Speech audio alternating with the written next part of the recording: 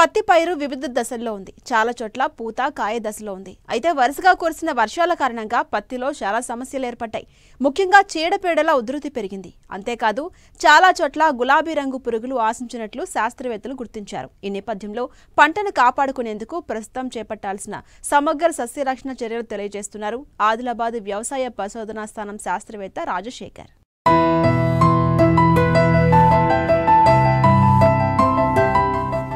తెలుగు రాష్ట్రాల్లో పత్తి పంట పూత కాయ దశలో ఉంది. వరుసగా కురిసిన భారీ వర్షాలకు పత్తి పంటలో 4వ దఫా ఎరువులు వెయ్యలేని పరిస్థితులు ఏర్పడ్డాయి. మరోవైపు చీడపీడల బెడద పెరిగింది. ముఖ్యంగా గులాబీ రంగు పురుగు, కాయకుళ్ళు, బూజు తెగులు చాలా చోట్ల ఆశించినట్లు శాస్త్రవేత్తలు గుర్తించారు. వీటిని అరికట్టి నాణ్యమైన పంట దిగుబడులను పొందాలంటే రైతులు సమగ్ర సస్యరక్షణ చర్యలు చేపట్టాలని వివరాలు తెలియజేస్తున్నారు ఆదిలాబాద్ వ్యవసాయ పరిశోధనా స్థానం శాస్త్రవేత్త రాజశేఖర్. పత్తి పంట చూసినట్లయితే ప్రస్తుతము పూత కాత దశలో ఉంది. అదేవిధంగా మరి గత కొన్ని రోజులుగా కురుస్తున్న వర్షాలకు అనుగుణంగా కొన్ని ప్రాంతాలలో మరి పూత మరియు గూడ కాయ దశలో ఉంది. మరి ఈ గత 15-20 రోజుల నుంచి ఈ యొక్క అధిక వర్షాల వలన మరి అడుగు మందుగా అంటే 4వ దఫా కింద వేయాల్సిన ఎరువులు వేయడానికి వీలు కాలేదు. కాబట్టి మరి ప్రస్తుత పరిస్థితులలో ఎకరానికి 25 కిలోల యూరియా, అదేవిధంగా 10 కిలోల పొటాషు వేసుకున్నట్లయితే మరి మంచి కాయ సైజు, తర్వాత రోగనిరోధక శక్తి పెరిగే అవకాశం ఉంటుంది. ఇకపోతే మరి ప్రస్తుతము కాయ దశలో ఉంది కాబట్టి ఈ దశలోనే మరి గులాబీ రంగు పురుగు కూడా ఎక్కువగా ఆశించే అవకాశం ఉంటుంది. కాబట్టి ప్రతి ఒక్క రైతు ఈ గులాబీ రంగు పురుగుపై దృష్టి సారించాల్సిన అవసరం ఉంది. దానికి గాను మరి ప్రతి ఒక్క రైతు మరి ఈ గులాబీ రంగు పురుగు యొక్క రెక్కల పురుగుని గమనించడానికి ఎకరానికి 4 చొప్పున లేదా దాన్ని నియంత్రించడానికి 8 చొప్పున ప్రతి ఒక్క రైతు ఈ లింగాకర్షక బుట్టలను సామూహికంగా ప్రస్తుత పరిస్థితులలో పెట్టుకోవాల్సిన అవసరం ఉంది.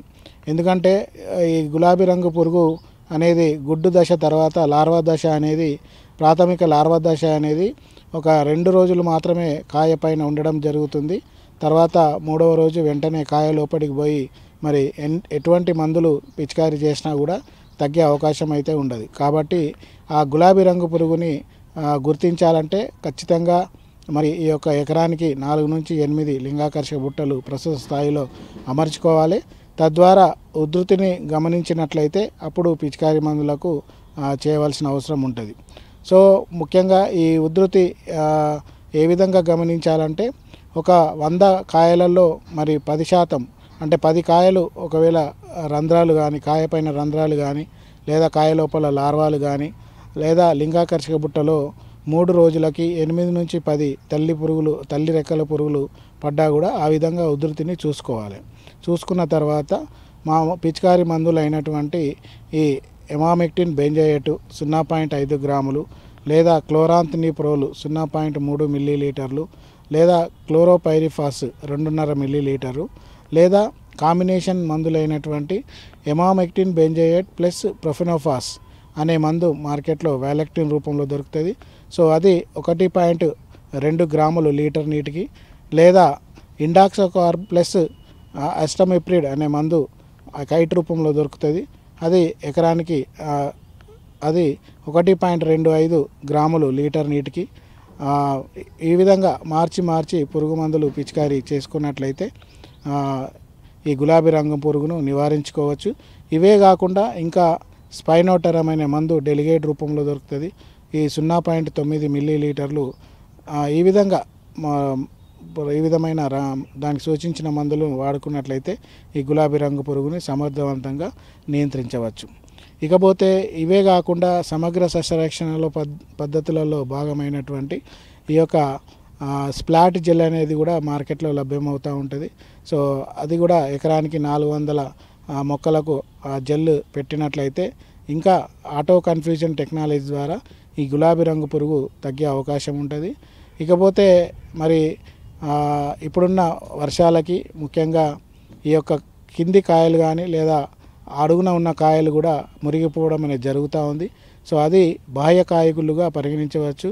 మరి బాహ్య కాయకుళ్ళు నివారణకి ముఖ్యంగా పైరాక్లోస్ట్రోబిన్ ప్లస్ మెథిరామ్ అనే మందు 2 గ్రాములు లీటర్ నీటికి, లేదా ప్రాపికోనజోల్ 1 మిల్లీలీటరు, లేదా హెగ్జాకోనజోల్ 2 మిల్లీలీటరు, లేదా ఫ్లుక్సాపైరాక్జోడ్ ప్లస్ పైరాక్లోస్ట్రోబిన్ 1.6 మిల్లీలీటరు లీటర్ నీటికి ఈ విధంగా బాహ్య కాయకులని నివారించుకోవచ్చు.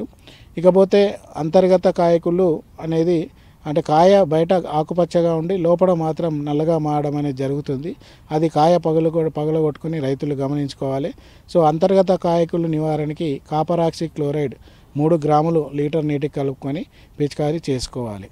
ఇదే కాకుండా మళ్ళీ రాబో కాలంలో చలి తీవ్రత పెరిగినాక ఈ ముఖ్యంగా గ్రే మిల్డ్యూ లేదా బూడిద తెగులు వచ్చే అవకాశం ఉంటుంది. కాబట్టి దాని నివారణకి ఈ వెటబుల్ సల్ఫర్ అనే మందు 1.5 గ్రాములు లీటర్ నీటికి, లేదా అజాక్స్ట్రోస్ట్రోబిన్ ప్లస్ డైఫెన్కనజోల్ అనే మందుని 1 మిల్లీలీటరు లీటర్ నీటికి, లేదా క్రెసాక్జిమ్ మిథైల్ అనే మందుని 1 మిల్లీలీటరు లీటర్ నీటికి కలుపుకొని పిచికారీ చేసుకుంటే ఆ బూడిద తెగుల్ని కూడా నివారించుకోవచ్చు. కాబట్టి ప్రస్తుత పరిస్థితులలో ఈ యొక్క చీడపీడలను వాటిని గమనించి దానికి అనుగుణంగా సరైన పురుగు మందులు కానీ తెగుళ్ళ మందులు కానీ పిచికారీ చేసుకున్నట్లయితే అవి సమర్థవంతంగా కంట్రోల్ అయ్యి మంచి దిగుబడి వచ్చే అవకాశం ఉంటుంది.